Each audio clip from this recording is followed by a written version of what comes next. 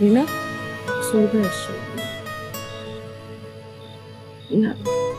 স্বপ্ন তো তুমি রবিন ভাইকে নিয়ে একটু ভেতরে যাও, সুমিত ভাইয়ের সাথে একটু একা কথা বলি। তবে চলবে।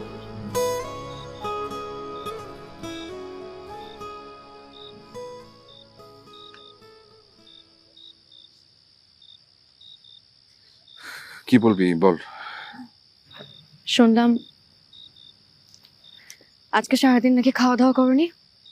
আমি আরে তোর হলুদের সব কাজ তো আমিই করলাম, এত কাজ খাওয়ার সময়ই পাই নাই। আর তুই হঠাৎ আমার খাবারে পড়লি। খাওয়া দাওয়া বাদ দিয়ে আমাকে বিয়ে দিয়ে বিদায় করার জন্য উঠে পড়ে লেগেছো, তাই না? এসব ফালতু কথা বাদ দিয়ে কি বলবি সেটা বল। আমার ঘুম পেয়েছে, আমি ঘুমাবো।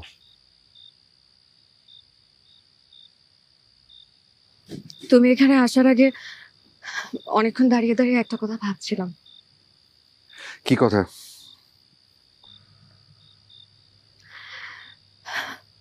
সোহেল ভাই, জানো এই পৃথিবীর সব মেয়েরা দুই ভাগে বিভক্ত। এক ভাগ যাদের বয়ফ্রেন্ড আছে, আরেক ভাগ যাদের বয়ফ্রেন্ড নেই। কিন্তু আজব ব্যাপার কি জানো, আমি এই দুই ভাগের কোনো ভাগের মধ্যেই পড়ি না। কারণ আমি মনে মনে যাকে বয়ফ্রেন্ড ভাবি সে আসলে আমার বয়ফ্রেন্ডই না। আজব না? রিনা, কালকে তোর বিয়ে, সো প্লিজ এসব ফালতু কথা না বলে তুই দয়া করে সেদিকে কনসেন্ট্রেট কর, সেটাই তোর জন্য ভালো। এত সহজ সোহেল ভাই, এত সহজে আমি আমার সারা জীবনের ভালোবাসাকে ভুলে যেয়ে আরেকজনের জন্য আমার মন গড়ে নিব? আমি তো ছোটবেলা থেকে তোমাকেই দেখেছি,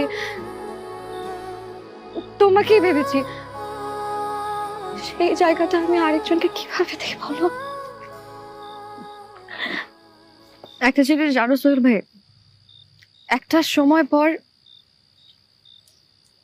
প্রত্যেকটা মেয়েই মনে মনে তার স্বপ্নের রাজপুত্রকে কল্পনা করে।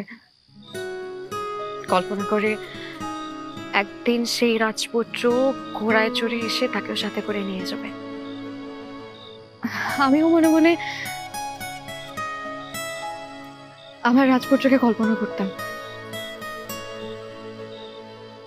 আর আমার সেই রাজপুত্র ছিলে তুমি। অথচ তুমি